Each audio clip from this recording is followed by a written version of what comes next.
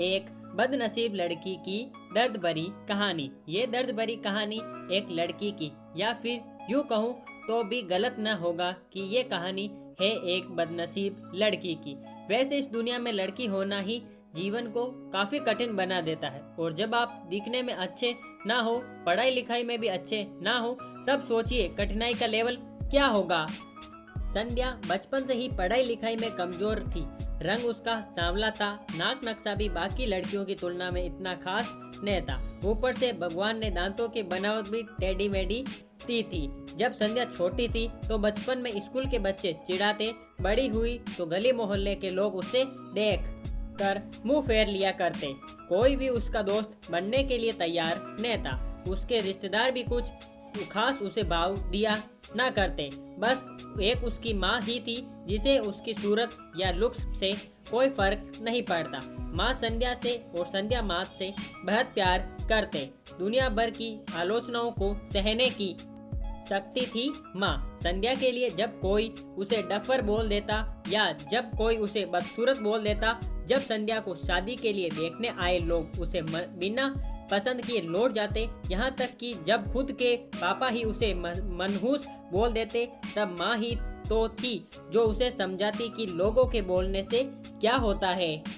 तू तो मेरी प्यारी बेटी है। भगवान के किए इतने सारे अन्यायों के बावजूद संध्या जीना सीख गई थी। वे खुश रहना सीख गई थी। जो भी गिने चुने लोग उससे बात करते, उन्हें चुटकुला सुनाकर हंसाया करती और खुद भी ठहाके लगाकर हंसा करती। इसके अलावा एक और बहुत बड़ी खूबी थी संध्या की, उसे खाना बनाने में बहुत मजा आता था। और न सिर्फ खाना बनाने में मजा आता था, उसका बनाया खाना खाकर लोगों को जो स्वाद आता वह उनकी को तृप्त कर जाता था। और ये उसमें अपने आप तो नहीं आया था। दुनिया के ठुकराए जाने के बाद उसने अपना सारा समय खाने की रेसिपीज की किताबें, रेडियो शोज और टीवी चैनल्स को समर्पित कर दिए थे। संध्या की तारीफ तो कोई भी नहीं करता, लेकिन उसके हाथों के बने खाने की तारीफ वे हर व्यक्ति करता जो उसे चखता। इस एक गुण की वजह से संध्या अपने आजू बाजू की औरतों में फेमस हो गई थी,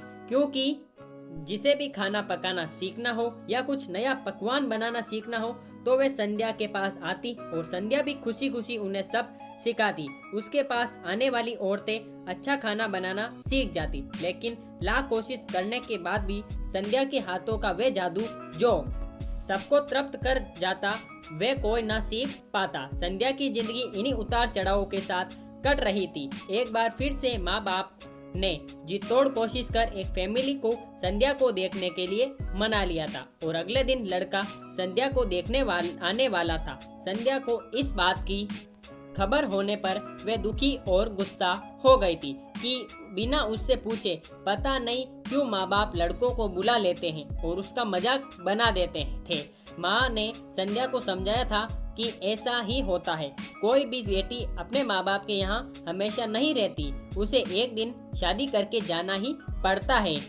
अगले दिन संध्या सुबह सुबह ही लड़के वालों के आने से पहले ही सज संवर कर कहीं निकल गई थी। उस दिन लड़के वाले घर आकर माँ बाप को बहुत खरी खोटी सुनाकर गए थे। वैसे भी पापा को संध्या पर हमेशा ही गुस्सा रहता था, लेकिन उसकी इस हरकत ने उनको गुस्से से पागल कर दिया। उस दिन पापा ने संध्या का सारा गुस्सा माँ पर उतार दिया था, ये कहकर कि एक मनुष्य बेटी को जन्म देकर भी तुम्हारा मन नहीं भरा था, इसलिए उसको लाड प्यार देकर सर पर बिठा लिया है। हमेशा अपनी बेटी के बारे में गलत बोलने वालों से नाराज रहने वाली माँ आज खुद संध्या से नाराज हो गई थी, और वे अब संध्या के घर वापस आने की बेसब्री से राह देख रही थी ताकि अपना गुस्सा उस पर उतार सके। सूरज ढलने से पहले संध्या घर लौट आई थी। उसके चेहरे पर एक अजीब सी खुशी थी। हाथों में एक चेक था और एक सर्टिफिकेट भी था।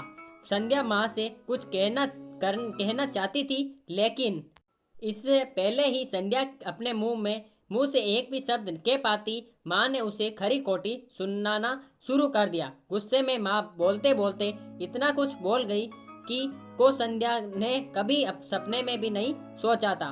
माँ ने कहा, बाकी सभी लोग सही थे, तुम सच में मनहूस हो, तुम्हारी वजह से हर कोई परेशान है।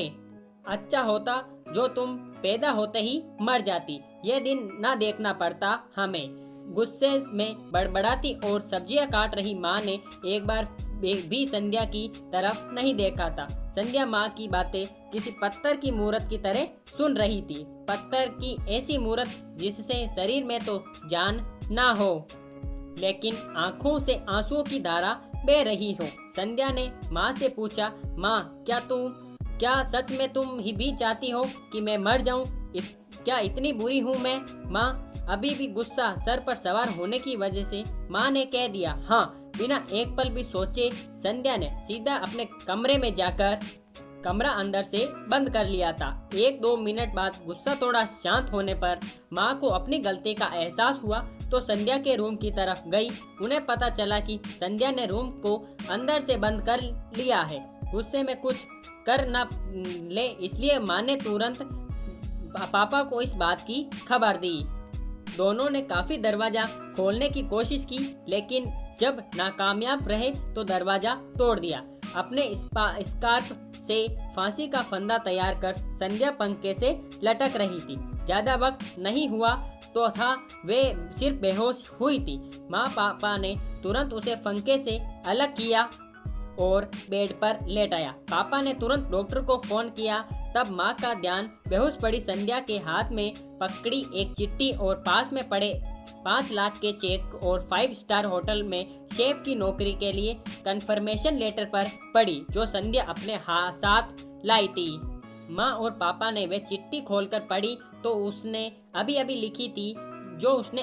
लिखी थी। चिट्ठी कुछ इस प्रकार थी, मम्मी और पापा, मैं जानती हूँ मेरे जन्म से लेकर आज तक के दिन तक मैंने ऐसा कुछ भी नहीं किया जिस पर आप गर्व कर सके, लेकिन मैं आपको बताना चाहती थी कि आज मैं खाना पकाने के नेशनल लेवल कंपटीशन को जीत चुकी हूँ और ये 5 लाख का चेक मुझे प्रथम स्थान पर आने के लिए मिला था। जजीज को मेरा खाना इतना पसंद आया था कि उन्होंने मुझे एक बहुत बड़े होटल में बतौर मास्टर शेफ की नौकरी के लिए कंफर्मेशन लेटर ही दे दिया था। पूरी दुनिया मेरे खिलाफ है, मुझे इस बात का कभी भी फर्क पड़ा ही नहीं था और ना ही बाबूजी की कड़वी बातें मैंने अपने दिल पर ली थी, क्योंकि मैं जानती थी बाहर से सख्त दिखते मेरे बापूजी अंदर से तो मुझे प्यार ही करते थे। माँ प्यार ना करते होते तो बिना मांगे मुझे कपड़े, मिठाइयाँ, फटाके ये सब ना ला कर देते। माँ के प्यार को कोई क्या बयां कर सकता है। मेरी माँ के लिए मेरी सारी दुनिया थी। जब माँ मेरे साथ होती तो मुझे किसी बात की परवाह ना होती।